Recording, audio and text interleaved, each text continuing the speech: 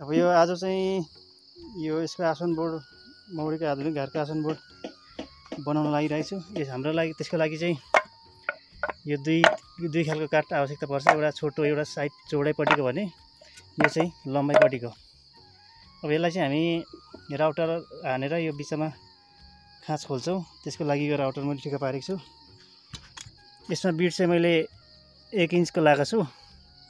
1 इन्चको लाउँदाखेरि हामीलाई काम गर्न सजिलो हुन्छ। यो जत्रै लाउँदा हुन्छ, हाफ इन्च काठको साइज अनुसार लाउनुपर्छ। यो चाहिँ भरे यो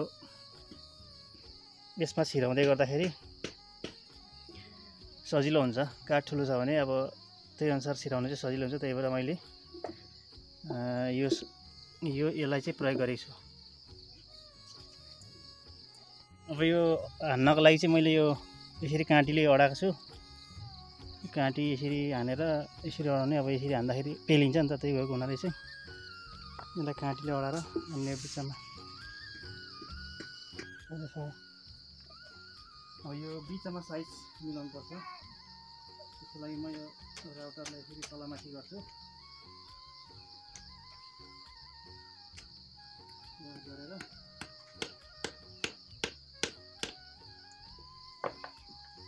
त्यसलाई फिक्स कस्नुपर्छ।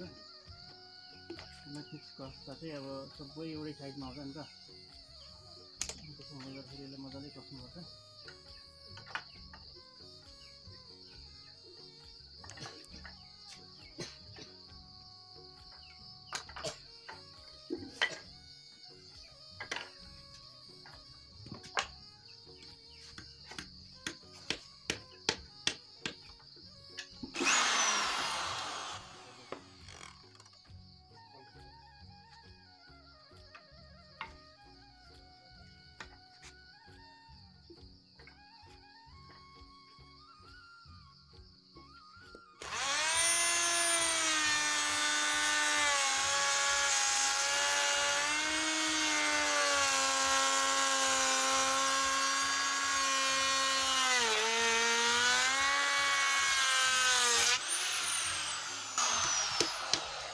यो खोलिसकेको छु।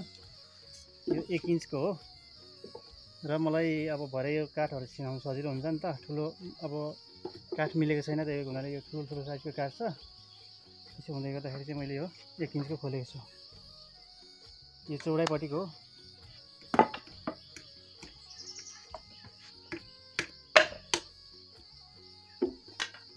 यो चाहिँ लम्बाइपट्टिको हो।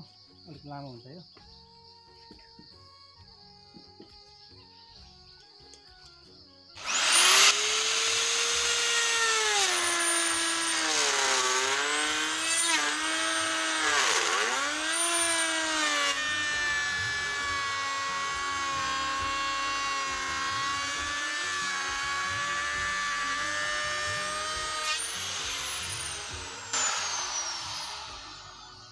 एउटाको लागि यस्तो 3टा आवश्यकता पर्छ।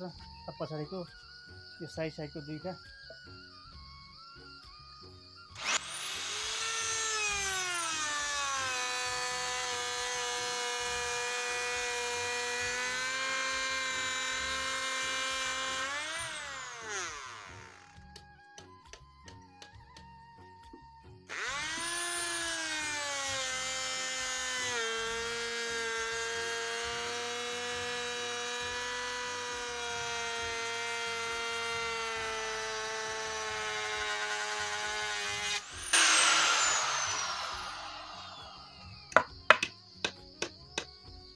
यो 3टा खोलेको छु मैले।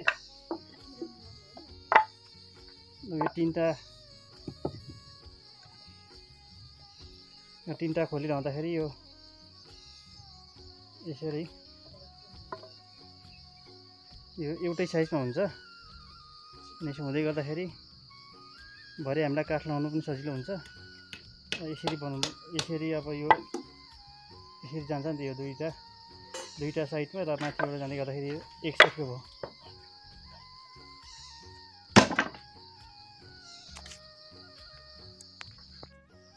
अब यो खोलिसकेको छु।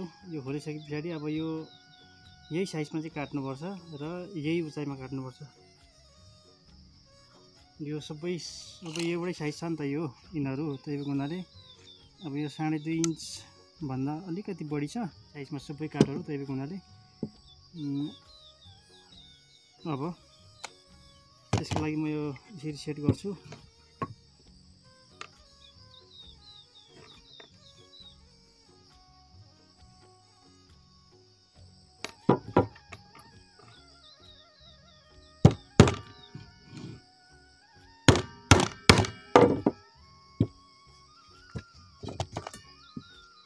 त्यसको लागि अब म यो भित्री भाग चाहिँ नाप्नुपर्छ। यो नाप्दै गर्दा हाफ इन्ची छ, हाफ इन्ची भन्दा अलिकति बढी छ, हाफ इन्ची भन्दा अलिकति बढी, हाफ इन्ची भन्दा अलिकति बढी हो। यसरी राख्नुपर्छ यसलाई।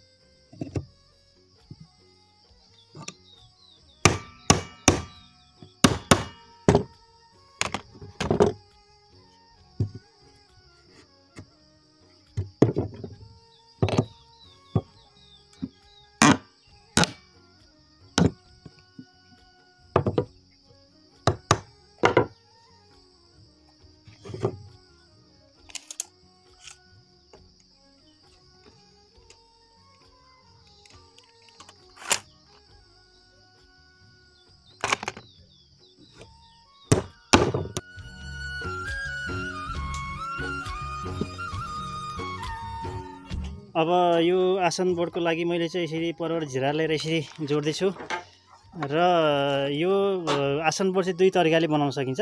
एउटा टालुवा फिक्स बनाइन्छ भने यो चाहिँ अब फोल्डिङको लागि चाहिँ सजिलो हुन्छ, त्यही हुनाले यस खालको बनाउँदैछु। यो यो यो बाहिरी भाग र उयो घारको साइडको चाहिँ ठ्याक्कै मिल्नुपर्छ। त्यसो हुँदै गर्दाखेरि सहज हुन्छ। त्यही त अहिले नापेर बनाएको यो चाहिँ अब नाप चाहिँ यति नै हुन्छ भन्ने हुँदैन, किनभने यो घारको चाहिँ साइजमा बनाउनु पर्छ। त्यसो हुँदै गर्दाखेरि त्यो घार साइजमा छ भने त्यो घारको साइज नापेर लिएर त्यसमा फिटिङ गर्नुपर्छ। र हामीले अब यो झिराइसके पछाडि अब यहाँ लिएर जोड्ने काम भयो र हामीले अब यो जोडिसकेको छौँ। अब यो यसरी यो घार अनुसार नै ठ्याक्कै मिल्नुपर्छ र यो घारको भित्री बाहिरी भागसम्म चाहिँ 14 इन्च र 6.5 छ। घार अनि यो पनि अब 14 साढे नै यसरी हुनुपर्छ। तलमाथि ठ्याक्क मिले पछाडि आसन बोर्डहरू यसरी बनाउन सकिन्छ। यो आसन बोर्ड यसरी बनाइरहँदा चाहिँ यसको चाहिँ फाइदाहरू धेरै छ। अब यो काठ पनि हामीले पुरै खाँच खोलेर हालेको छौँ। अब यो हाल्दा चाहिँ अब हावाहरू हिर्ने भएको हुनाले चाहिँ यो पसाङ्गिँदैन। अनि त्यसो हुँदै गर्दाखेरि अब यो निकालेर हामीले सफा गर्नु एकदम सजिलो हुन्छ। यो खालको आसन बोर्ड बनाइयो भने चाहिँ अर्को टालुवा बनायो भने चाहिँ अब सफा गर्नु अलिक गाह्रो हुन्छ। अब यो नापेर हामीले चाहिँ अब यसलाई यसरी प्रवेशद्वार पनि बनाइसकेको छौँ र यो लगभग अब सकिएको छ। र यो माथिल्लो घारको यहाँ यसरी चिन्ह लाग्छौँ र यसलाई यसरी मार्तलले काटी मारेपछि चाहिँ ठिक हुन्छ। अब चाहिँ मिल्छ। बेललाई राखेर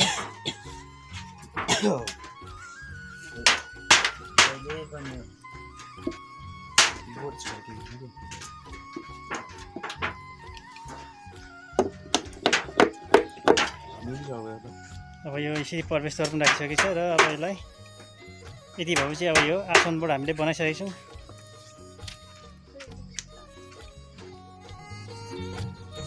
साथीहरू भिडियो अन्तिमसम्म हेरेर साथ दिनुभयो। के कस्तो लाग्यो सल्लाह सुझाव प्रतिक्रिया दिन नबिर्सिनुहोस्। यदि च्यानलमा नयाँ हुन्छ भने सब्सक्राइब गरेर जोडिराख्नुहोस्। हवस् त, नमस्कार।